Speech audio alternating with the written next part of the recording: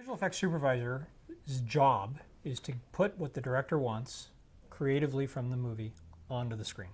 And so it is not my job to do what I want, it's my job to do what the director wants. And that's probably, in my opinion, one of the most important things. I'm not out there to create my movie, I'm out there to create the director's movie. So the visual effects supervisor has to talk with the director long enough to understand what the director wants in whatever the scene is, whatever the creativity that needs to be done, come up with more than one solution, unless it's a cut and dried type thing, like the car is going to drive down the road and we're making a futuristic car. That's, unless it has to go at 100 miles an hour or do something a regular car can't do, that's a pretty standard result. But if you're making a creature or anything that isn't so well defined in a box, then you need to have people involved to define what the creature looks like and what it moves like and things like that. So those are the examples. Your supervisor should be there to elicit out of the director the comments that are necessary to make what the director wants and put that on screen.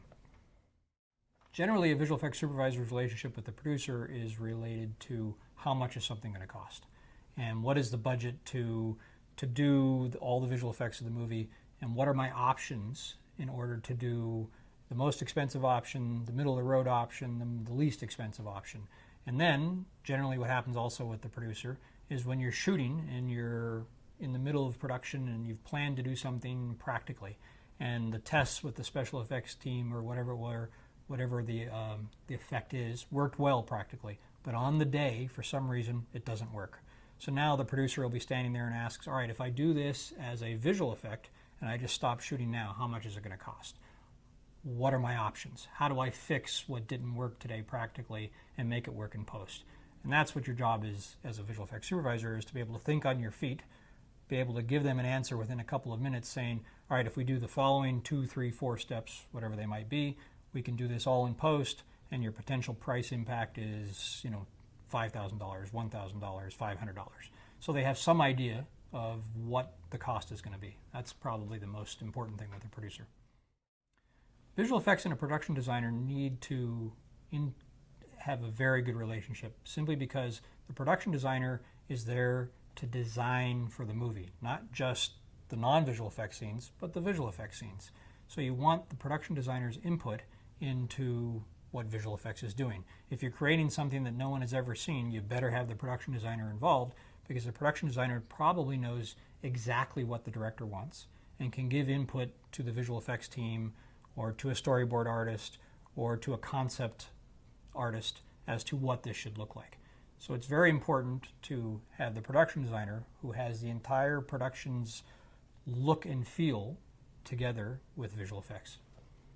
Visual effects relationship with the cinematographer is also very important, and it depends on what the shots are. If there's green screen shots involved, it's very important, and if we're trying to match the lighting from some practical location, it's very important for visual effects and the DP to have discussed that, to make sure that when we leave the practical location or set and we go to the green screen stage to shoot whatever it is that we're adding, that we've taken the appropriate time to think about what was the lighting like, how are we going to match the lighting of the character or the object or whatever it is on the green screen stage. And I'm not talking about lighting the green screen and making it flat and an even key.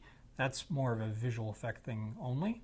But I'm talking about the creative lighting on the object or the person or the car or whatever it is, that it actually looks like the lighting from the set.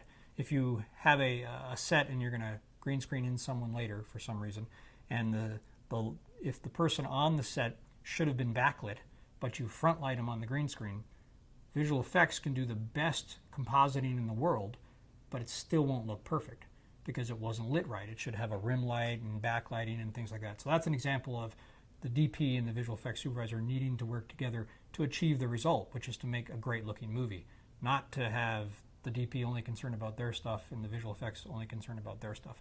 They have to work together.